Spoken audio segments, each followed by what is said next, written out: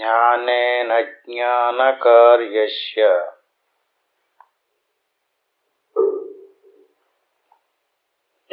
సమూలస్య లయో యది తిష్టత్యయం కథం దేహ ఇది శంకావతో జడాన్. జ్ఞానేన అజ్ఞానకార్యస్య సమూలస్య లయో యది. జ్ఞానే అజ్ఞానకార్యస్య అంటే జ్ఞానములో అజ్ఞానం నశించాలి. అజ్ఞానం యొక్క కార్యం ఏదండి? మన మనసు చేసేటటువంటి ఊహపోహలతో కూడుకున్నటువంటి కల్పన. అంటే మన మనసు నిరంతరము ఏదో ఒక విషయాన్ని కల్పన చేస్తూనే ఉంటుంది, సృష్టింతుంటుంది. అలాగనో ఇలాగనో రకరకాలుగా. అదంతా కూడా అజ్ఞాన కార్యం. జ్ఞానేన అజ్ఞాన కార్యస్య సమూలస్య లయో యది. సమూలంగా లయించాలి. అంటే మనసు పూర్తిగా లయమైపోవాలి. మనసు లయం అవ్వలేదనుకోండి, ఏయోటి స్మృతికి తీసుకొచ్చి పెడుతూ ఉంటుంది, ఏయోటి గుర్తుకు తీసుకొచ్చి పెడుతూ ఉంటుంది. అవి స్వర్గానికి సంబంధించినయో లేకపోతే ముందు జన్మలయ్యో వెనకాల జన్మలయ్యో లయో ఇయో ఇవన్నీ కూడా అదంతా కూడా అజ్ఞాన కార్యం. అంచేత జ్ఞానములో అజ్ఞానం లయించాలి. జ్ఞానములో ఎక్కడ అజ్ఞానము లయించిందో ఈ మనసు చేసేటటువంటి దృశ్య సముదాయం అంతా అజ్ఞాన కార్యమే. అజ్ఞాన కార్యం సమూలంగా లయించాలి. తిష్టత్యయం కథం దేహ, తిష్టత్యయం కథం దేహ ఇది శంకావతో కదా. అంటే ఇంక దేహం ఎక్కడుంది? దేహ భావన ఎక్కడుంది? అంటే దేహం ఎలాంటిది? శరీరస్యాపి ప్రారబ్ధం కల్పనా భ్రాంతిరేవహి అజస్తస్య కుతశత్వం మసత్యస్య కుతో జని అజాతస్య కుతో నాశ ప్రారబ్ధమసత కుత. ఎలా వివరంగా చెప్పుకుంటున్నాం? ఈ శరీరం అనేటువంటి ముందు జన్మలో చేసినటువంటి కర్మల యొక్క ఫలం. ఈ కర్మలను 3 విభాగాలుగా విభజించడం జరిగింది. సంచితము,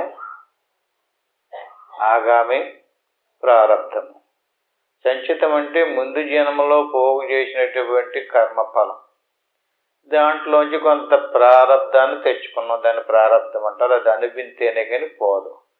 దాన్ని చాలా వివరంగానే చెప్పుకోవటం జరిగింది. ప్రారబ్ధం అనేటువంటిది జ్ఞానం కలిగిన తర్వాత కూడా సమూలంగా అజ్ఞానం నశించినప్పుడు కూడా ప్రారబ్ధ కర్మ అనేటువంటిది మనం ముందు జన్మలో చేసినటువంటి కర్మ వల్ల వచ్చినటువంటి శరీరం కనుక ఇది పులి అనుకుని ఆవు మీద బాణం విడిచిపెడితే తర్వాత ఆవు అని తెలిసిన తర్వాత బాణం వెనక్కి తీసుకోవడం ఎలా కుదరదో, జ్ఞానం కలిగిన తర్వాత అయ్యయ్యో నేను అజ్ఞానంతో ఎంత కల్పన చేసుకున్నాను, అందువల్ల ఈ శరీరం వచ్చింది, ఈ శరీరం వల్ల ఈ బాధలు పడవలసి వస్తుందంటే ఈ శరీరంతో పడేటటువంటి బాధలకి మూల కారణం శరీరశాపి ప్రారబ్ధ కల్పన భ్రాంతిరేవై. పూర్వజన్మలో చేసినటువంటి అజ్ఞానం లేకుండా భ్రాంతితో కర్మలు చేయటం వల్ల ఆ కర్మ ఫలాల నుంచి కొంత కర్మను తీసుకుని ప్రారబ్ధం శరీరం వచ్చింది.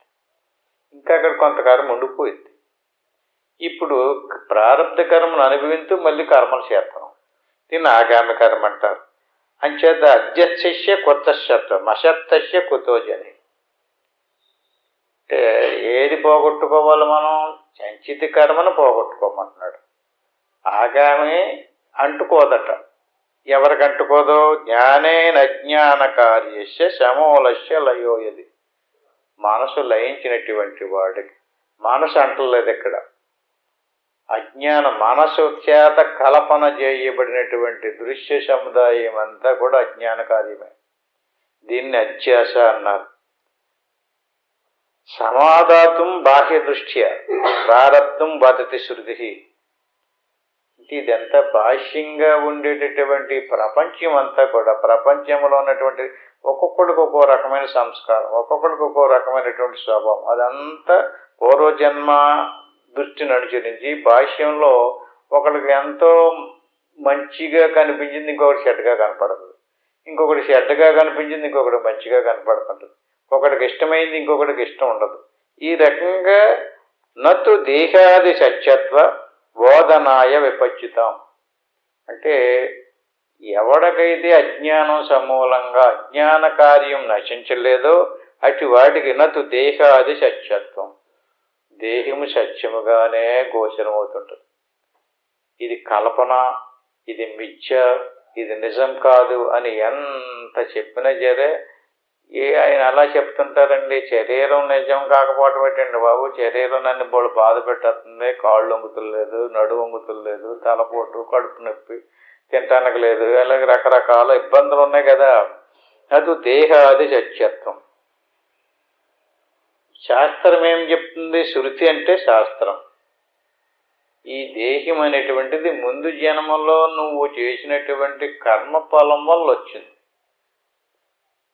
అంటే ముందు జన్మలో చేసినటువంటి కర్మఫలం ఎందుకు చేత శరీరాన్ని కలిగించింది అంటే అజ్ఞానం నశించలేదు. కర్మ నశించడం కాదు ఇక్కడ. అజ్ఞానం నశింతే కర్మ నశించిపోతుంది.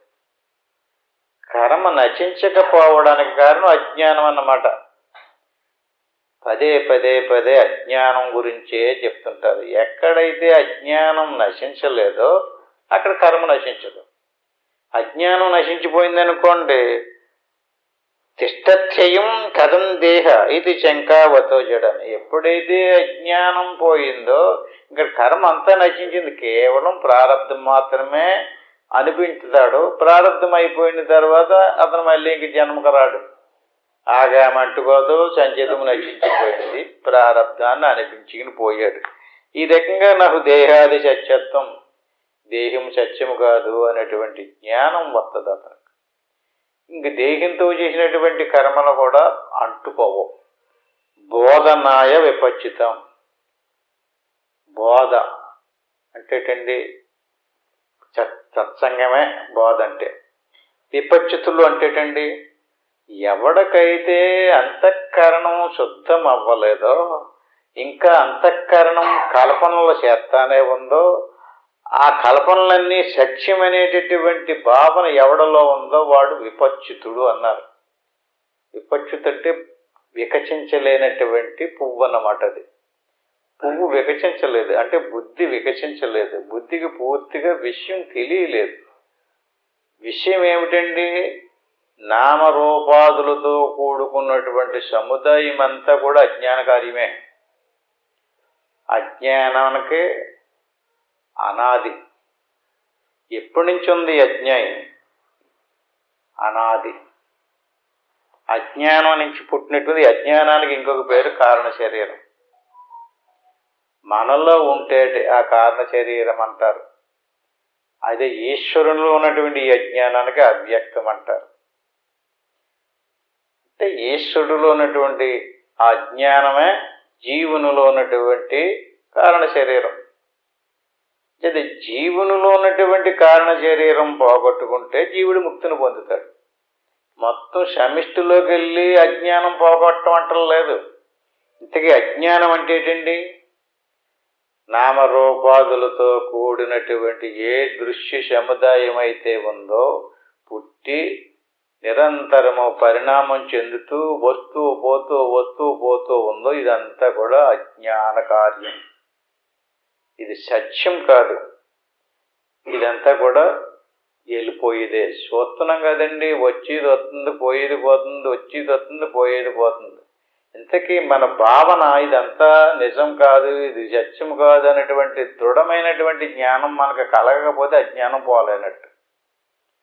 అజ్ఞానం ఎవరికైతే పోలేదో ఇదంతా నిజమే, దేహాది సత్యత్వం, దేహం సత్యమే అనేటువంటి భావంతో శరీరం ప్రాణం పోయిందనుకోండి, మళ్ళీ కర్మ రక్షించలేదు కనుక మళ్ళీ తీసుకొచ్చి పెట్టద్దు. అంచేత నువ్వు ఎంత సాధన చేసావు, ఎన్ని రోజులు సాధనలో ఉండిపోయావు అన్నది కాదు ఇక్కడ. నీకు ఏది తెలియాలి? సత్యం తెలియాలి. ఏంటి సత్యం? సత్యం ఏంటంటే బ్రహ్మ సత్యం, జగద్మిథ్యం. దాన్ని అలా ఉంచుతాం. ఇక్కడ నీ దగ్గరికి వద్దాం. ఆత్మ సత్యం, మిగిలిన అనాత్మంతా మిథ్య. అసత్యం అనలేదు ఇక్కడ. మిథ్య అంటే ఏంటండి? సత్యము కాదు, అసత్యము కాదు, సత్యములాగా కనపడుతుంటుంది అంతే. ఇంకా ఇది నిజం కాదు. అంటే ఒక వస్తువు ఉన్నది ఉన్నట్టుగా కనిపించకపోవడానికి కారణం ఏంటి? ఇప్పుడు సముద్రం ఉందండి, సముద్రమంతా బ్రహ్మాండమైనటువంటి జలం, నీరు. ఆ నీరు కదలకుండా నిశ్చలంగా ఉంటే దాన్ని ఏమంటారు? శుద్ధ బ్రహ్మము అంటారు. కదిలిందనుకోండి, అప్పుడు సముద్రం ఎలా కనపడుతుంది? కెరటాలు, బుడగలు, నురగ, రకరకాలుగా కదిలికతోటి కనపడుతూ ఉంటుంది. కదిలికతో కూడుకున్నటువంటి నీరు రెండోదా? కదలనటువంటి సముద్రము, కదిలినటువంటి సముద్రం. కదిలే సముద్రానికి శబల బ్రహ్మము అని పేరు. కదలని సముద్రము, కదిలిన సముద్రం ఎలాగో బ్రహ్మము శుద్ధ బ్రహ్మము, చబల బ్రహ్మము. అంటే కదులిందన్నమాట. ఈ కదలక వల్ల ఏమైందంటే అవ్యక్తం ఏర్పడింది. దాన్నే అజ్ఞానం అన్నారు. చబలాద్ అవ్యక్త, అవ్యక్తం వచ్చింది అంటే వ్యక్తం కాదు. ఏది వ్యక్తం కాదు? అవ్యక్తం అంటే వ్యక్తం కానిది. ఏది వ్యక్తం కాదు అంటే మళ్ళీ సముద్రం దగ్గరికి వెళ్దాం. సముద్రం వ్యక్తం కాదు. సముద్రం ఎందుకు వ్యక్తం కాదు? కనపడుతుంది కదండి, వ్యక్తం కాదంటాడేటండి. అలాగే దేవుడు కనిపించడం. కనిపించకపోతే కనిపిస్తున్నాడు. సముద్రం కూడా కనపడుతుంది. ఎలా కనపడుతుంది? కదలకుండగా ఉన్నప్పుడు ఎలా ఉందో అలా కనిపించలేదు, ఇంకొకలా కనపడుతుంది, మారిపోయింది కెరటాల కింద. అట్టి మాదిరిగానే దేవుడు కదలకుండగా ఉంటే శుద్ధ బ్రహ్మము, కదిలితే శబల బ్రహ్మం. దీనివల్ల ఏమైంది? ఉన్న వస్తువు ఉన్నది ఉన్నట్టుగా కనిపించకుండా ఇంకొకలా కనపడుతుంది. అదే అవ్యక్తం. అంటే సముద్రం ఎలా ఉందో, ఆ ఒరిజినల్గా ఉన్నది ఉన్నట్టుగా ఎలా తెలలేదో, అట్టి మాదిరిగా దేవుడు ఎలాగున్నాడో అలా తెలియకపోవటమే అవ్యక్తం. అవ్యక్తాన్ని మహతో, అవ్యక్తం నుంచి మహత్తు వచ్చింది. ఇది సత్యం అనే భావన వచ్చింది. దాని నుంచి అహంకారం వచ్చింది. చూడండి, దేని నుంచి పుట్టింది అహం? నేను చాలా గొప్పవాడిని, నాకంతా తెలిసిపోతుంది, నేనంతా పొందేసాను, నాకంతా వచ్చేసింది. ఏది? కదలక వల్ల వచ్చేటటువంటి దృశ్య సముదాయాన్ని చూసి నాకు తెలిసిపోతుంది, అదంతా ముందు జన్మలోది, వెనక జన్మలోది చెప్పేస్తుంటారు కదా కొంతమంది. దాన్ని ఏమంటారు? అహంకార తత్వం అంటారు. ఎవరికి అహంకార తత్వం ఉంది? ఎన్ని స్టెప్పుల్లో కిందకి దిగిపోయాడు? అహంకారం ఎప్పుడు వచ్చింది? దేహాభిమానమే అహంకారం. అంటే దేహాభిమానం వల్ల అహంకారం పెరిగింది, కానీ జ్ఞానం వృద్ధి చెందలేదు. అంచేత జ్ఞానేన అజ్ఞాన కార్యస్య సమూలస్య లయోయది. జ్ఞానం వల్ల అజ్ఞానం సమూలంగా నశించిపోవాలి, కానీ జ్ఞానం నుంచి ఏది పుట్టుకొచ్చింది? అజ్ఞానమే పుట్టుకొచ్చింది, అజ్ఞాన కార్యమే పుట్టుకొచ్చింది. అజ్ఞాన కార్యమేది? నామరూపాదులతో కూడుకున్నటువంటి దృశ్య సముదాయమే. ఈ దృశ్య సముదాయం ఏది? మనసులో అలా ఏదోటి జరిగేది, జరగబోయేది ఊహించుకుంటూ ఉంటాం కదా. అంటే జరిగేది జరగంది, అంటే జరగంది కల్పన చేస్తుంటుంది, జరిగిపోయింది స్మృతికి తెచ్చుకుంటుంది. అంటే జరిగిందాన్ని స్మృతికి తెచ్చుకుని ఆలోచిస్తే దాన్ని సంకల్పం అంటారు. జరగనటువంటి దాన్ని జరుగుతుందన్నట్టుగా కల్పన చేస్తే వికల్పం అంటారు.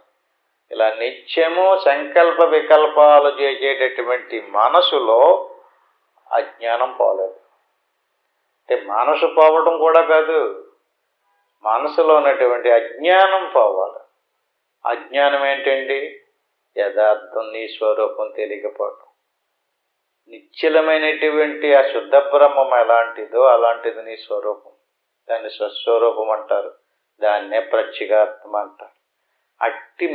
అలాంటి ప్రత్యేగాత్మ స్వరూపము ఈశ్వరుడిలో కూడా ఉంది.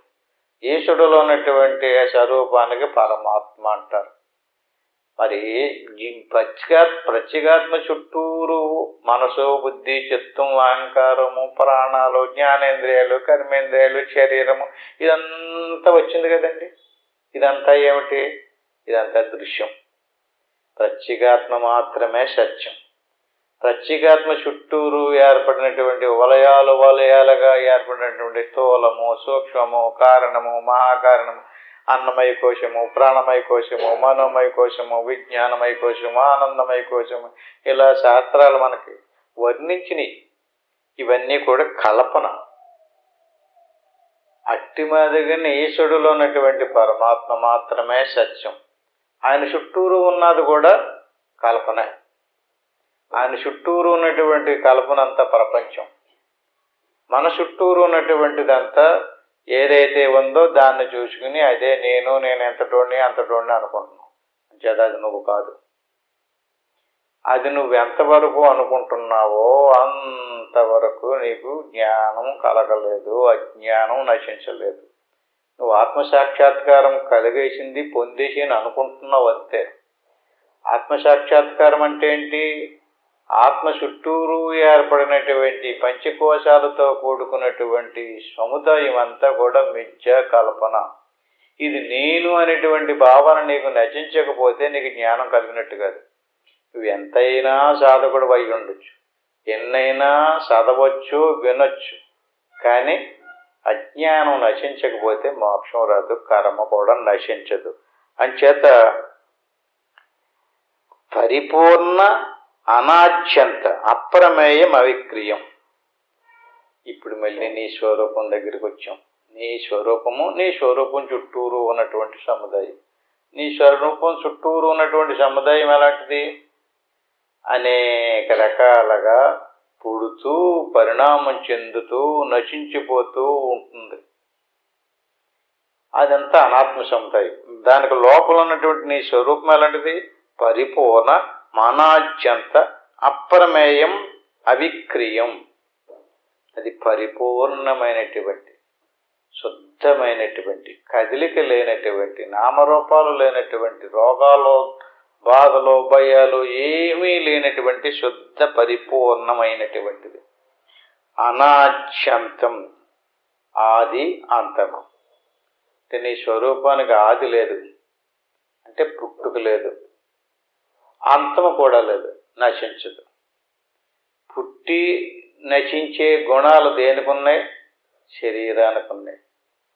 పుట్టిన తర్వాత చనిపోయేదాకా ఏం జరుగుతుందండి? అది పరిణామం చెందుతుంది. పుట్టినట్టుగా ఉండకుండా రోజు రోజుకి పరిణామం చెందుతూ ఏమవుతుంది?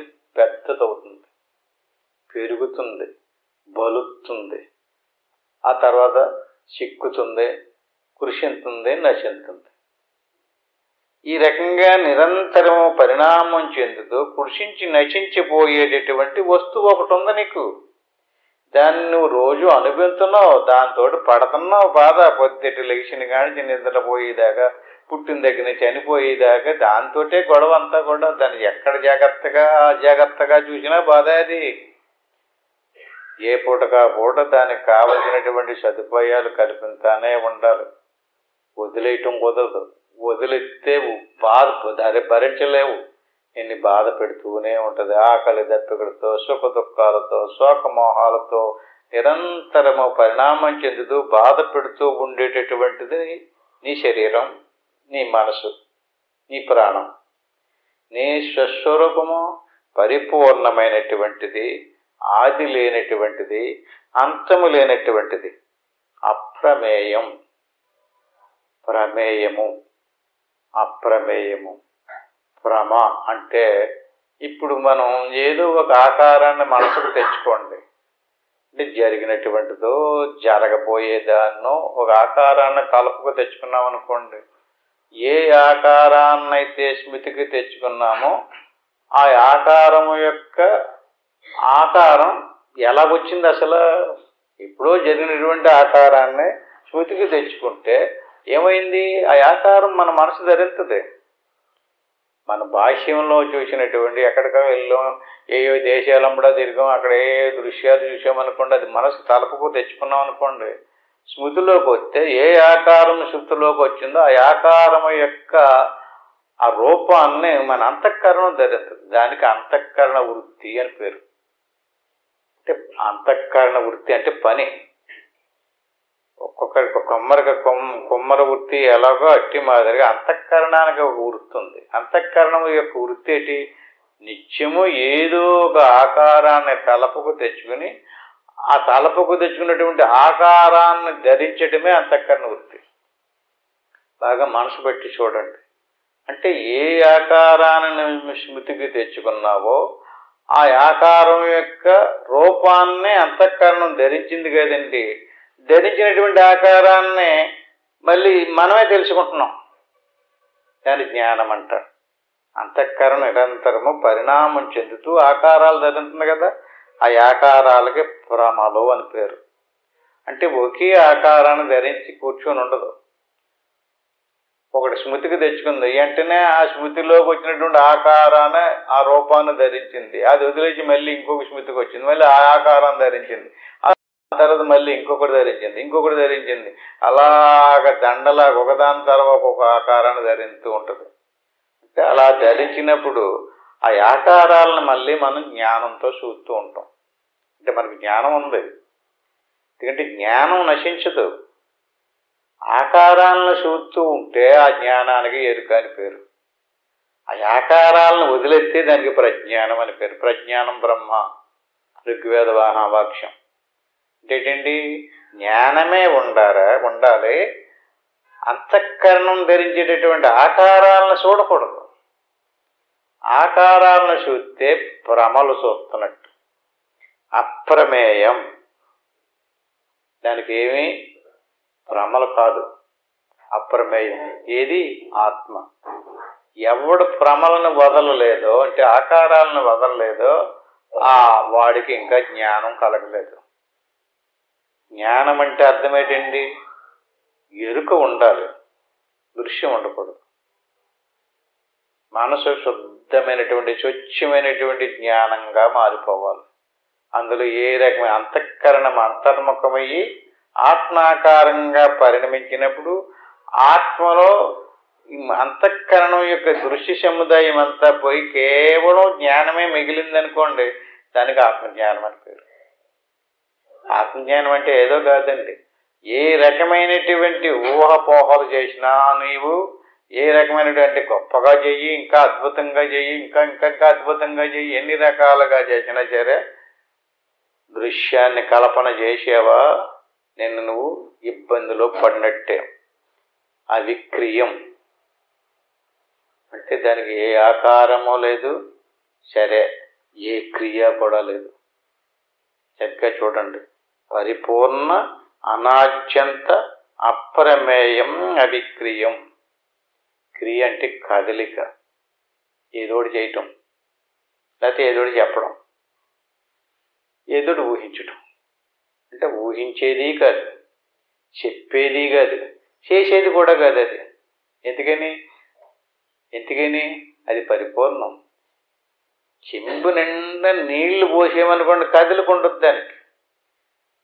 అది ఎలుతుగా ఉంటేనో బిందులో ఎలుతుగా నీళ్లు పోసుకుని పట్టుకెళ్తే కదులుతూ ఉంటుంది. అప్పుడు అది పరిపూర్ణం అవ్వదు.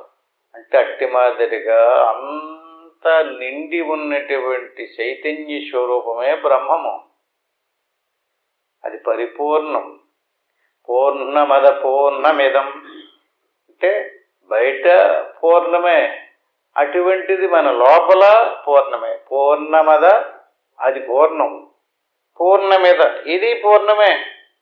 పూర్ణశ్య పూర్ణమాదాయ, ఆ పూర్ణంలో నుంచి ఈ పూర్ణం తీస్తే ఆ పూర్ణం కొంచెం ఖాళీ ఏర్పడాలి కదా, ఎలితి ఏర్పడాలి కదా. పూర్ణమేవ వశిష్యతే, అలా ఖాళీ ఏర్పడదు. అది పూర్ణమే, ఇది పూర్ణమే. పూర్ణంలోంచి పూర్ణం తీసినా కూడా దానికి ఎలితి ఏర్పడదు. అంచేది అది పరిపూర్ణమైనటువంటి, ఇది ఆది అంతమో లేదు. ఇప్పుడు సున్నా ఉందనుకోండి, సున్నా చుట్టూరుకి మొదలు ఎక్కడ? ఒకటి గీసామనుకోండి, దానికి మొదలు ఉంది, శిఖరం ఉంది. మరి అదే సున్నాకే అట్టి మాదిరిగా పరిపూర్ణమైనటువంటి ఆది అంతము లేనటువంటి అద్వితీయమైనటువంటి అవిక్రీయము. దానికి ఏది చేయటం కుదరదు. అది కదిలేది కాదు, దానికి కదలికే లేదు. నిండి పరిపూర్ణంగా నిండా ఉంటే కదలిక ఉండదు. అవిక్రీయం అంటే కదలిక లేదు. ఎలుతుంటేనే కదులుతుంది, ఎలుతు లేకపోతే కదలదు. ఏకమేవా ద్వయం బ్రహ్మ. అలాంటి ఏకం ఏవా, ఆ బ్రహ్మమే నీ స్వరూపం. నీలో ఒకటి, వానిలో ఒకటి, ఇంకొకళ్ళు ఒకటి. నేను అందరికంటే కొంచెం ఎక్కువ అన్నాడు అనుకోండి, అహంకారం వచ్చింది అక్కడ. ఎందుకంటే ఇక్కడ చీమలోను, దోమలోను, మనిషిలోను, పశువులోను, అందరిలోనూ అదే బ్రహ్మము. పీపీలికాది బ్రహ్మ పర్యంతము అదే స్వరూపము. పిపీలికంటే చీమ, బ్రహ్మదేవుడు. వాళ్ళిద్దరిలోనే ఉండేటువంటిది కూడా బ్రహ్మస్వరూపమే. దానికి కదలక లేదు. పరిపూర్ణమైనటువంటి సచ్చిదానంద స్వరూపం. ద్వయం అంటే రెండు. అవి రెండు వస్తువులు లేవు. ఇక్కడ ఎంతమంది ఉన్నారో అంతమందిలోనే అన్ని బ్రహ్మాలు లేవు. అందరిలోనే ఉండేది ఒకే బ్రహ్మ. ఏకమేవ అద్వితీయం బ్రహ్మ. నేహ నానాస్తికించిన. రెండో వస్తువుని చూసేవా, రెండో వస్తువుని తీసుకొచ్చి పెట్టేవా, నీకు జ్ఞానం లేదు. బాగా గుర్తుపెట్టుకోండి. నేహ నానాస్తికించిన. రెండవ దాన్ని స్వీకరించేవా, రెండవ దానికి గొప్పదనాన్ని చూపించేవా, నీకు జ్ఞానం లేదు. ఉన్నది ఒకటే వస్తువు. పరిపూర్ణమైనటువంటి, నిశ్చలమైనటువంటి, నిర్వికారమైనటువంటి, సర్వవ్యాపకమైనటువంటి, ఆద్యాంతరహితమైనటువంటి స్వరూపం. అందరిలోనే ఒకటే స్వరూపం. అందరూ ఒకటే స్వరూపం. దాన్ని నువ్వు సరిగ్గా గుర్తించినప్పుడు మనసు ఏం కల్పన చేస్తుందండి? అది తెలియకపోతేనే మనసు కల్పన చేస్తుంటుంది. అది తెలియకపోతేనే మనిషిని మాయ చేస్తూ ఉంటాడు. ఇక్కడ చిన్న ఉదాహరణ చెప్పుకుందాం. ఒకసారి రైల్వేలో ప్రయాణం చేయడానికి రైల్వే టికెట్ కనుక్కొని స్టేషన్కి వచ్చాడట. అతను కాకి డ్రెస్ వేసుకుని ఉన్నాడు. అతను ఎక్కాల్సినటువంటి పెట్టు దగ్గరికి వచ్చి చూస్తే పెట్టు నిండా జనం కిటకిటలాడుతూ ఎక్కేశారట. అతను ఎక్కడానికి చోట్లేదు. చూశాడు లోపలికంట. ఆ చివరి పెట్టిలోకి వెళ్ళి, ఈ పెట్టి ఇక్కడ ఊడదీసేస్తారు, ఈ పెట్టు ప్రయాణం చేయదు, ఈ పెట్టులో ఉన్న వాళ్ళు వేరే పెట్టిలోకి సర్దుకోండి అని చెప్పాడటండి. అంటే లింక్ తప్పించేస్తారు, ఇక్కడే పెట్టి ఉండదని. అంటే మోసం చేశాడు అతను. ఆ సిస్టమ్ అది దాన్ని తగిలించే ఉంది. అదంతా టికెట్లు కొనుక్కుని కూర్చున్నారు కదా, జనాలు అందరూ నమ్మేశారు అతనమాట. నమ్మేసి బిలబిలవంటూ దిగిపోయి మళ్ళీ ఎక్కడ బయలుదేరిపోద్దా బాబు, ఈ పెట్టి ఊడదీసేస్తే ఇందులో ఉండిపోతామని చెప్పేసి గబగబా దిగిపోయి వేరే పెట్టెల్లో సర్దేసుకున్నారు. మా నోటికి చాలా ఆనందం అయిపోయింది. పెట్టి కాళ్ళు అయిపోయింది. చక్కగా పెట్టిలోకి వెళ్ళిపోయి కాలు మీద కాలు వేసుకుని చక్కగా అలా బ్రహ్మాండంగా కాలు ఒప్పుకుంటూ పడుకున్నాడు. ఈ మాట ఇతను పెట్టి ఉడదీసేస్తారని చెప్పిన మాట అక్కడ ఆ రైల్వే ఉద్యోగి ఒకడు ఆలకించి, ఏదో పెద్ద ఆఫీసర్ కావచ్చు, పైనుంచి వచ్చిన ఆర్డర్ కావచ్చు అని చెప్పి ఆ పెట్టి ఉడదీసాడు. పెట్టి ఉడదీసేసేటప్పటికి రైలు వెళ్ళిపోయింది. ఈడు హాయిగా పడుకొని ఉన్నాడు. నిద్ర పట్టేసింది. శబ్దం లేదు హాయిగాని.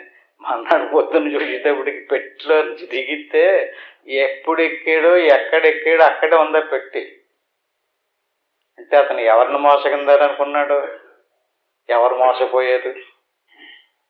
అట్టి మాదిరిగా ఎవడైతే దృశ్యం వైపుకి తిరిగి గొప్ప కోసమో ఇంకో దానికోసమో ఇంకొక దానికోసం మోసం చేయడానికి చూస్తే యాడే మోసపోతాడు.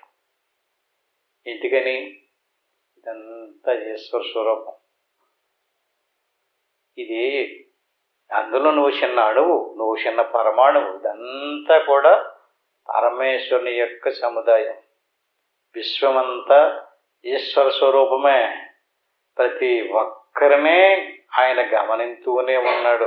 ఎలాంటి ఆలోచనలు చేస్తున్నాడో, ఎలాంటి పనులు చేస్తున్నాడో అంత గమనిస్తూ ఉంటాడు. దాన్ని బట్టి అతనికి కర్మఫలాన్ని ఇస్తూ ఉంటాడు. సద్గణం, చిద్గణం, నిత్యమానందగణం అక్రియం. ఏమనండి? సద్గణం. అంటే ఇప్పుడు నీరు ఉందనుకోండి, అది గడ్డ కడితే ఐస్ అంటున్నాం కదా, కరిగిపోతే ద్రవము, గట్టి పెడితే ఘనం అంటాం. అట్టి మాదిరిగా సద్గణం, చిద్గణం, సత్యం, జ్ఞానం, అనంతం, ఆనందం అనే పేర్లు వినే ఉంటారు మీరు. ఈ రకంగా సద్గణం, సత్తు గణం, చిత్తు గణం, నిత్యమానందగణం, నిత్యం ఆనందం, ఘనం అక్రియం. ఏ సత్తు చిత్తు ఆనంద సముదాయమైతే, ఆనంద సముదాయమైనటువంటి ఆత్మ అయితే ఉందో అటుది ఆనందగణం. దాంట్లో ఏర్పడినటువంటి దృశ్యమంతా కూడా వస్తూ పోతూ ఉంది.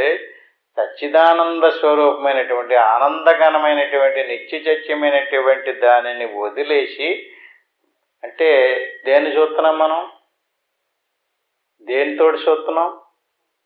మనసునోటి తయారు చేసుకుని మనసు ద్వారా, ఇంద్రియాదుల ద్వారా బయట ప్రపంచంలోకి వచ్చి బాహ్య ప్రపంచంలో ఉన్నటువంటి వస్తు సముదాయాన్ని చూస్తున్నాం. అంచేత మన స్వరూపాన్ని చూడాలంటే ఏకమేవా ద్వయం బ్రహ్మ నేహ నానాస్తి కించన. నీ స్వరూపాన్నే చూడు. ఎక్కడుందండి నా స్వరూపం? ఇది బాగా గుర్తుపెట్టుకోవాలి. నీ స్వరూపాన్ని ఏకమేవా ద్వితీయం బ్రహ్మ, ఏకం ఏవా. అనేకమైనటువంటి వస్తువులలో, అనేకమైనటువంటి జీవరాశులలో ఒకటే స్వరూపం, ఏకం ఏవా, అద్వితీయం బ్రహ్మ. ద్వితీయం కాదు, అది ఒకటే సముదాయం. అదే బ్రహ్మం అంటే. నేహనానాస్తికించిన ఇంకొకటి లేదు. అది నీ స్వరూపమే, అది నీ సచ్చిదానంద స్వరూపమే. అయితే మనం ఏం చేస్తున్నాం? మన స్వరూపం గురించి మనకి తెలియకపోవటం వల్ల దాన్ని అజ్ఞానం అని ఇందాకే చెప్పాను స్టార్టింగ్లోనే. మన స్వరూపం గురించి మనకు తెలియకపోతే దానికి అజ్ఞానము అని పేరు. అజ్ఞాన కార్యం ఏదండి? మనసు. మనసు యొక్క కార్యం ఏంటండి? దృశ్యం. బాగా గుర్తుపెట్టుకోండి. అజ్ఞాన కార్యం మనసు. మనసు యొక్క కార్యం రకరకాల ఊహపాహలతో కూడుకున్నటువంటి దృశ్యాన్ని కల్పన చేయటం. అంచేత ఏకమేవా ద్వితీయం బ్రహ్మ. నువ్వు దేన్ని చూస్తున్నావు? నీ స్వరూపాన్ని నీకు తెలియకపోవటం వల్ల నీ మనసును కల్పించుకుని, నీ మనసుతో కల్పించబడేటువంటి దృశ్య సముదాయాన్ని చూస్తూ ఉంటే ఆ దృశ్య సముదాయం కూడా కొన్ని మనకి వినోదాన్ని ఎత్తుంటాయి, కొన్ని ఆనందాన్ని ఎత్తుంటాయి, కొన్ని ఏదో గొప్పవాడిని చేసి చూపెడుతుంటాయి. కానీ సత్యం ఏమిటి? ఏకం ఏవ అద్వితీయం బ్రహ్మ నేహ నానాస్తికించిన. మిగతాదంతా కూడా సత్యం కాదు. అందుకని చిద్గణం సద్గణం నిత్యమానందగణం అక్రియం. నీ స్వరూపం మాత్రమే సత్యం. ఇప్పుడు ఆ సత్యం ఏది? ఇప్పుడు నీవు ఉన్నావు, నీకు శరీరం కూడా ఉంది, జ్ఞానేంద్రియాలు ఉన్నాయి, కర్మేంద్రియాలు ఉన్నాయి, పంచప్రాణాలు ఉన్నాయి, సముదాయం అంతా ఉంది, నువ్వు కూడా ఉన్నావు, ప్రపంచం కూడా ఉంది. ఇప్పుడు నీవు నిద్రపోయావు. నిద్రపోయినప్పుడు ప్రపంచములో ఉన్నటువంటి నీ శరీరం అక్కడ రాలేదు, ప్రపంచము రాలేదు, ప్రపంచంలోని వస్తువులు రాలేదు, కానీ నువ్వు ఉన్నావు. ఇప్పుడు మెలకువలో ఉన్నటువంటి నీవు స్వప్నంలో కూడా ఉన్నావు. లేదండి నేను మెలకువలో ఉన్నవాడిని స్వప్నంలోకి రాలేదండి అన్నావంటే, మెలకువలో ఉన్నటువంటి వాడు స్వప్నంలోకి వచ్చాడు, శరీరం రాలేదంతే. నువ్వు శరీరం అనుకుంటం వల్ల నాకు స్వప్నంలోకి నేను రాలేదండి అనుకుంటున్నావు. స్వప్నంలోకి నువ్వు వెళ్ళావు, నీ శరీరము రాలేదు, ప్రపంచము రాలేదు, ప్రపంచ వస్తువులు రాలేదు. స్వప్నంలో నువ్వు ఉన్నావు. మెలకువలో ఉన్నవాడు స్వప్నంలో కూడా ఉన్నాడు, స్వప్నంలో ఉన్నవాడు సుషుప్తిలో కూడా ఉన్నాడు. అంటే సుషుప్తిలో ఉన్నటువంటి వస్తువు స్వప్నం లేదు, స్వప్నంలో ఉన్నటువంటి వస్తువు మెలకువలో లేదు, మెలకువలో ఉన్నది స్వప్నం లేదు, స్వప్నంలో ఉన్నది సుషుప్తిలో లేదు. నువ్వు మాత్రం మెలకువలో ఉన్నావు, స్వప్నంలో ఉన్నావు, సుషుప్తిలో కూడా ఉన్నావు కదా. అంటే నువ్వు ముగ్గురువా? నువ్వు ముగ్గురు కాదు కదా. మెలకువలో ఉన్నావు, నీకు శరీరము కూడా ఉంది, అదొకటే, నువ్వు ఒకటే. నువ్వు స్వప్నంలోకి వెళ్ళు, స్వప్నంలో ఉన్నావు, స్వప్నంలో నీకు సూక్ష్మ శరీరం ఉంది, అదొకటి ఇదొకటి. సుషిప్తులోకి వెళ్ళు, సుషిప్తులో నువ్వు ఉన్నావు, కారణ శరీరం కూడా ఉంది. అంటే అక్కడ 2 ఉన్నాయి, ఇక్కడ 2 ఉన్నాయి, ఇక్కడ 2 ఉన్నాయి, 3 2 6 ఉన్నాయి. ఈ 6 ఆటల్లోని నువ్వు ఉన్నావు కదా, నువ్వు ఒకటివే. ఈ స్థూల శరీరం కానీ, ఆ సూక్ష్మ శరీరం కానీ, ఆ కారణ శరీరం కానీ ఒకటి కాదు. మెలకువలో ఉన్న శరీరం మెలకువలోదే, స్వప్నంలో ఉన్నది స్వప్నంలోదే, సుషుప్తిలో ఉన్నది సుషుప్తిలోదే. ఈ 3 ఆటల్లో ఉన్నటువంటి నీ స్వరూపం మాత్రం ఏకమేవా అద్వితీయం బ్రహ్మ. అదే బ్రహ్మం అంటే. బ్రహ్మం అంటే ఎక్కడో ఏదో లేదు, ఒక్కటే స్వరూపం. అది అన్నిటిల్లోనే ఉంది. అంచేది ఇప్పుడు మనం దేనిని పట్టుకోవాలి? ఇప్పుడు మనం శ్వాసను చూడమంటున్నాం కదా, దేనికని శ్వాసను చూడమంటున్నాం? నీ స్వరూపం తెలుస్తులేదంటున్నావు కనుక నీ స్వరూపాన్ని పట్టుకోవడం కోసం చూడమంటున్నాం. నీ స్వరూపాన్ని చూడు. నీ స్వరూపాన్ని చూస్తే ఇంకక్కడ శ్వాస లేదు, కుండలిని శక్తి లేదు, జాగ్రత్త స్వప్న సుషుప్తులు లేవు, స్థూల సూక్ష్మ కారణ శరీరాలు కూడా లేవు. నీ స్వరూపం దొరకలేనంత కాలం లోపలికి తిరగాలంటే నీ మనసుని శ్వాసంపట పెట్టి శ్వాస మనసు లయించేదాకా ప్రయత్నం చెయ్యాలి. అప్పుడు శ్వాస మనసు లయించిపోయిన తర్వాత ఎంత దృశ్యమంతా అణిగిపోయిన తర్వాత ఏదైతుంది? సద్గణం, చిద్గణం, నిత్యం, ఆనందం, గణమక్రియం. అదే నీ స్వరూపం. అది ఏకమేవ అద్వితీయం బ్రహ్మ. అది బ్రహ్మమే నాయన, నువ్వు వేరే కాదు. ప్రత్యేకేక రసం పూర్ణమనంతం సర్వతోముఖం ఏకమేవ ద్వయం బ్రహ్మ నేహ నానాస్తి కించన. ప్రత్యేకేక రసం పరిపూర్ణమనంతం సర్వతోముఖం. ఎందుకంటే అది మెలకువలోకి వచ్చినా ఉంది, స్వప్నంలోకి వెళ్ళినా ఉంది, సుషుప్తిలోకి వెళ్ళినా ఉంది, తురియంలో ఉంది, తురియాతీతంలో ఉంది, మూర్ఛలో ఉంది, మరణంలో కూడా ఉంది. ఎందుకని అది పూర్ణమనంతం సర్వతోముఖం. అది పూర్ణమైనటువంటిది. అటువంటి పూర్ణమైనటువంటి దాంట్లో ప్రవేశించినటువంటి వస్తువు పూర్ణమైనది కాదు. మెలకువలో ఉన్నది మెలకువకే సంబంధం, స్వప్నంలో ఉన్నది స్వప్నానికే సంబంధం, సుషుప్తిలో ఉన్నది సుషుప్తికే పరిమితమైంది. సుషుప్తిలో ఉన్నది స్వప్నంలోకి రాదు, స్వప్నంలో ఉన్నది మెలకువలోకి రాదు, మెలకువలో ఉన్నది స్వప్నంలోకి రాదు. మెలకువలో ఉన్నటువంటి బంగారము, డబ్బు, వస్తువులు స్వప్నంలోకి పట్టుకెళ్ళటం కుదరదు. స్వప్నంలో ఉన్నటువంటి వస్తువులు మెలకువలోకి తెచ్చుకోవటం కూడా కుదరదు. కానీ నువ్వు మాత్రం సర్వతోముఖం. మెలకువని చూస్తున్నావు, స్వప్నాన్ని చూస్తున్నావు, సుషుప్తిని కూడా చూస్తున్నావు. అంటే నీకు 3 ముఖాలా? 3 ముఖాలటండి. తురియాన్ని కూడా చూస్తున్నాం, తురియాతీతాన్ని కూడా చూస్తున్నాం. నీకు 5 ముఖాలు ఉన్నాయి. ఒక ముఖం కాదు. జాగ్రత్తను చూస్తున్నావు, జాగ్రత్తలోకి వచ్చి స్వప్నాన్ని చూస్తున్నావు, సుషుప్తిని చూస్తున్నావు, అలాగే తురియాన్ని చూస్తున్నావు, తురియాతీతాన్ని చూస్తున్నావు. ఎన్ని ముఖాలు ఉన్నాయి నీకు? సర్వతోముఖం. ప్రకృతి ఎన్ని రూపాలు ధరించి ఎన్ని అవస్థలుగా మారితే అన్ని అవస్థల వైపుకి తిరిగి నీవు చూడగలుగుతున్నావు.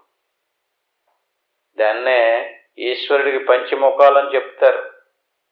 అంటే ప్రకృతి వైపుకి తిరిగి ప్రకృతిని ఎన్ని రకాలుగా పరిణామం చెందుతుంటే అన్ని రకాల వైపుకి తిరిగి చూసేటటువంటి ఆ ముఖాల పేరు సజ్జోజాత ముఖము, వామదేవ ముఖము, అఘోర ముఖము, తత్పురుష ముఖము, ఈశాన ముఖము అంటారు. అంటే ఆత్మ మెలకువలోకి వచ్చి బాహ్య ప్రపంచాన్ని చూసినప్పుడు సజ్జోజాత ముఖం. అదే స్వప్నంలోకి వెళ్ళి ఆ స్వప్న ప్రపంచాన్ని, స్వప్నంలో జరిగేటటువంటి వాటిని చూసేటప్పుడు ఆ ముఖానికి వామదేవ ముఖం. అలాగే సుషుప్తిలోకి వెళ్ళి ఆ శూన్యాన్ని చూసేటటువంటి ముఖానికి అఘోర ముఖం. అఘోరేభ్యో ఘోర ఘోరేభ్యో తరేభ్య అంటే అది అఘోరం. అఘోరీలు అంటుంటారు కదండి, ఘోరం అది. ఎందుకంటే అక్కడ అది ఆకర్షణీయంగా కాదు, అఘోరులు చూడండి, ఏదో ఊడిది బాగుకొని దిగంబరంగా తిరుగుతుంటారు కదా. అఘోరం అంటే ఏమీ తెలియబడినటువంటి శూన్య స్థితి. అలాగే ఇంకొకటి ఉంది, తురీయం. సజ్జోజాతం వామదేవం నఘోరం తత్పురుషం. అది 4వ అవస్థ. తురీయాన్ని చూచేటటువంటి శ్వాస మనసు ఆగినటువంటి స్వరూపాన్ని చూచేటటువంటి ముఖం ఏ ముఖం? తత్పురుషాయ విద్మహే మహాదేవాయ ధీమహి తన్నో రుద్ర ప్రచోదయాత్. వేదమంత్రాలు. అంటే నువ్వు తురీయంలోకి వెళ్ళి తురీయంలో ఉన్నటువంటి శ్వాస మనసు ఆగినటువంటి ఆ నిశ్చలమైనటువంటి నిర్వికారమైనటువంటి స్థితిని ఎవడైతే చూస్తాడో ఆ ముఖం ఏం ముఖం? చూడండి, తత్పురుష ముఖం. ఇప్పుడు దాకా స్థూల సూక్ష్మ కారణ చర్యలు అంటే జాగ్రత్త స్వప్న సుషుప్తుల్ని 3 చూసేటటువంటి ముఖాలు ప్రకృతి ముఖాలు, అంటే స్త్రీ. ఇప్పుడు దాకా ఈ 3 అవస్థల్లోనే ఎవడైతే తిరుగుతూ ఉంటాడో వాడు ఇంకా పురుషుడు అవ్వలేదు. పుట్టాడు కానీ మనిషి జన్మే వచ్చింది కానీ పురుషత్వాన్ని దాటలేదు, ప్రకృతి స్వరూపాన్ని దాటలేదు. మహాభారతంలో భీష్ముడు ప్రకృతిలో స్త్రీగా పుట్టి ఎవడైతే పురుషుడు అయ్యాడో వాడితో యుద్ధం చేయనన్నాడండి. విన్నారా మీరు మహాభారతం? అంటే భీష్ముడు ఎవరితో యుద్ధం చేయడండి? స్త్రీగా పుట్టి పురుషుడిగా మారినటువంటి వాడితోటి నేను బాణం వేయను. అంటే స్త్రీ ఎక్కడ దాకానే జాగ్రత్త స్వప్న సుషుప్తి 3 అవస్థలు 3 ముఖాలనే చూస్తున్నాడు ఇతను. సుషుప్తిలోకి వెళ్ళాడు, మళ్ళీ వెనక్కి వచ్చేస్తున్నాడు, మరి స్వప్నంలోకి సుషుప్తిలోకి వచ్చేది. సుషుప్తిలో నుంచి స్వప్నానికి వెళ్తాడు, స్వప్నంలో నుంచి మళ్ళీ మెలుగులోకి వస్తాడు. ఈ 3 అవస్థల్లోనే తిరుగుతాడు. 3 తెలుసు, 3 బైబిల్కే చూస్తున్నాడు. ఇతను స్త్రీగానే పుట్టాడు, స్త్రీగానే చచ్చిపోతాడు. స్త్రీగానే పుట్టి స్త్రీగానే చచ్చిపోతాడు. పురుషుడు అవ్వాలి. ఎప్పుడు పురుషుడు అవుతాడండి? ఈ సజ్జోజాత వామదేవం అంటే ఏంటి? బాహ్య ప్రపంచాన్ని చూసి ఆహా ఓహోహో అనుకుంటున్నాడు. ధనవంతున్నానో మంచి కులవంతున్నానో ఏదేదో లెక్కలేసుకుంటాడు. అది చూడకు, అంటే నీ ముఖాన్ని తిప్పుకో. అర్థమవుతుంది కదా? ఏంటి? వస్తువును వదిలేమంటలేదు, దాన్ని చూడకు. 2 స్వప్నాన్ని కూడా చూడకు. 3 సుషుప్తిని కూడా చూడకు. 4 తురీయాన్ని చూడు. అదే తత్పురుష ముఖం. తత్పురుషాయ విద్మహే మహాదేవాయ ధీమహి తన్నో రుద్ర ప్రచోదయాత్. ఇప్పటికి నువ్వు పురుషుడు అయ్యేవయ్యా అని అర్థం. ఇప్పుడు మనందరం స్త్రీలుగా పుట్టి స్త్రీలుగా చచ్చిపోతున్నాం. నేను మగాళ్ళండి, నేను పురుషుడినండి. పురుషుడు అవడండి. పురుషుడు ఎప్పుడవుతాడు? 4వ స్థితిలోకి వెళ్ళాలి, అప్పుడు పురుషుడు అవుతాడు. పురుషుడు అయిన తర్వాత 5వ స్థితిలోకి వెళ్ళాలి, పురుషోత్తముల్లో కలవాలి. పురుషుణ్ణి తీసుకెళ్ళి పురుషోత్తముల్లో కలవాలి. దానికి ఈశానముఖం అని పేరు. ఈశానాం సర్వ విద్యానాం బ్రహ్మాధిపతి బ్రహ్మణో అధిపతి. అప్పుడు అతను బ్రహ్మమవుతాడు.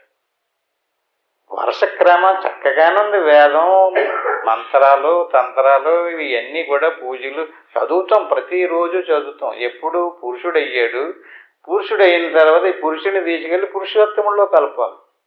మనం పురుషోత్తముల్లోకి వెళ్తలేదు, పురుషుడిగా కూడా తెలియలేదు. ప్రకృతిలోకి వచ్చి ప్రకృతిని పట్టుకుని ప్రకృతినే తలపోసుకుంటూ ఇందులోకి తిరుగుతున్నాం. అందుచేత ప్రత్యేక రసం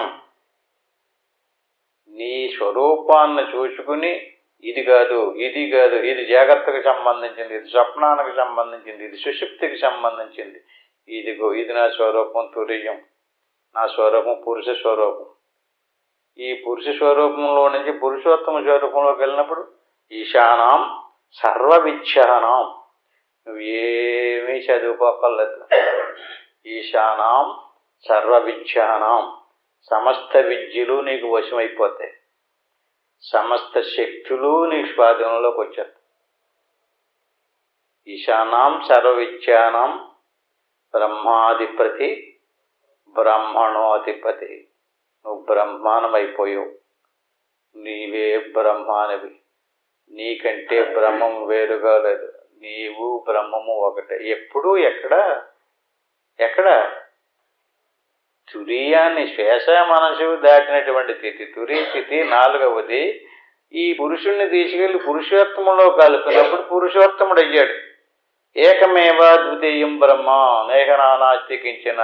ఇంకాడికి ఏమీ లేదు, ఇంక కర్మ లేదు, జన్మ లేదు, నరకము లేదు, బ్రహ్మం అయిపోయి ఉన్నాడు. ఏకం ఏవా ద్వితీయం బ్రహ్మ. ఆ బ్రహ్మానికి నీకు ఏ విధమైనటువంటి భేదము లేదు. అహే యమనుపాదేయ మనాదేయ మనాశ్రయం. అహే యమనుపాదేయ అంటే దేనిని విడిచిపెట్టాలి, దేనిని పట్టుకోవాలి. అహే యమనుపాదేయ, ఉపాయం ఏంటో కనుక్కో, ఉపాయాన్ని తెలుసుకో. మొత్తం వదిలిపెట్టేయటం కుదరదు, మొత్తం పట్టేసుకోవటం కుదరదు. మొత్తం పట్టేసుకున్నప్పుడు మనకి అంటే మన స్వరూపంతో ఈ స్థూల సూక్ష్మ కారణ శరీరాలతో కూడుకున్నటువంటి సముదాయాన్ని అంతటినీ పట్టేసుకున్నాం. ఇప్పుడు వదిలేయమంటున్నాం అనుకోండి, మొత్తం వదిలేస్తున్నాం. అలా వదలకూడదు. స్థూల శరీరానికి సంబంధించిన జాగ్రత్త అవస్థకు సంబంధించిన విషయాదులు వదిలేయాలి, కానీ నిన్ను వదులుకోకూడదు. నిన్ను సెపరేట్ చేసి పట్టుకోవాలి. అంటే నువ్వు మెలకువలో ఉన్నావు, మెలకువలో ఉన్న దాన్ని వదిలేసి మెలకువలో ఉన్న దాన్ని తెలుసుకునేటటువంటి నిన్ను పట్టుకోవాలి. అప్పుడు నీకు జ్ఞానోదయం అవుతుంది. అంటే ఎక్కడ జ్ఞానములో అజ్ఞానం నాశనం కాలేదో అహే యమనుపాదేయ మనాదేయ మనాశ్రయం. నీ లోపల ఉన్నటువంటి ఆ పురుషోత్తమ స్వరూపాన్ని ఆశ్రయించు, దాని దగ్గరికి ప్రయాణం చేయి. ఒక్కొక్క మెట్టు ఒక్కొక్క కొండ ఎక్కుకుంటూ 7 కొండలు పైకెక్కి ఆ శ్రీనివాసుడి దర్శనం చేసుకున్నట్లుగా ఈ స్థూల సూక్ష్మ కారణ శరీరాలు దాటి జాగ్రత్త స్వప్న సుషుప్తి అవస్థలు దాటి ఇది కాదు అనుకుంటూ తీసుకెళ్ళి ఆ తురియ స్థితిలో ఉన్నటువంటి నిత్యము నిర్గుణము అయినటువంటి నీ స్వరూపాన్ని నువ్వు దర్శించినప్పుడు సమస్త కర్మలో నశింతాయి, నువ్వు ఆత్మ సాక్షాత్కారాన్ని పొందుతావు.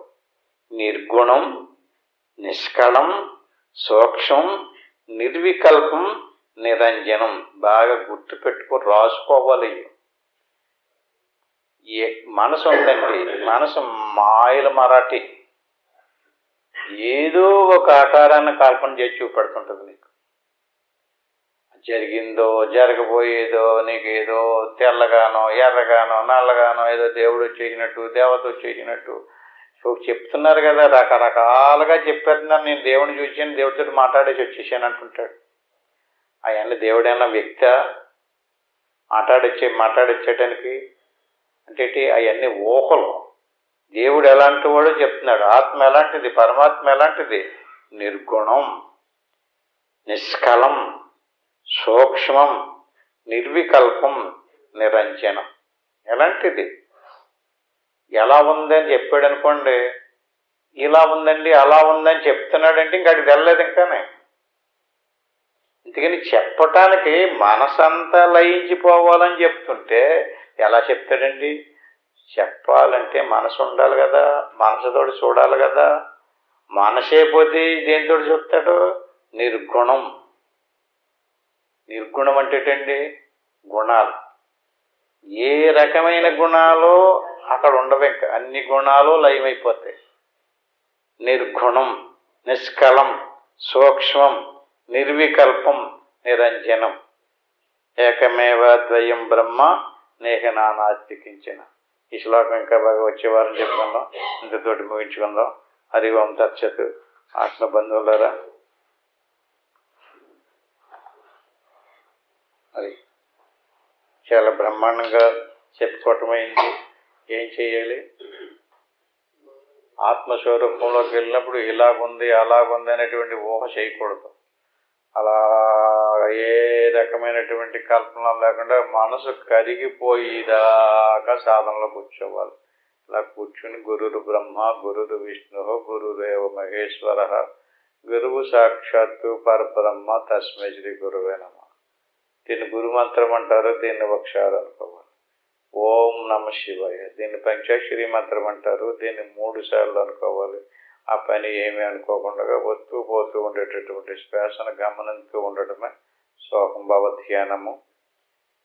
అలా శ్వాసను గమనిస్తూ ఇంటికి వెళ్ళిన తర్వాత ఎవరెవరికి ఎంతంత అవకాశం ఉంటే అంత ప్రయత్నం చేయండి. ఇప్పుడు మాత్రం నేను ఓంకారాన్ని చెప్పేదాకా చక్కగా అలా గమనిస్తూ ఉండండి. ఓం తత్సత్.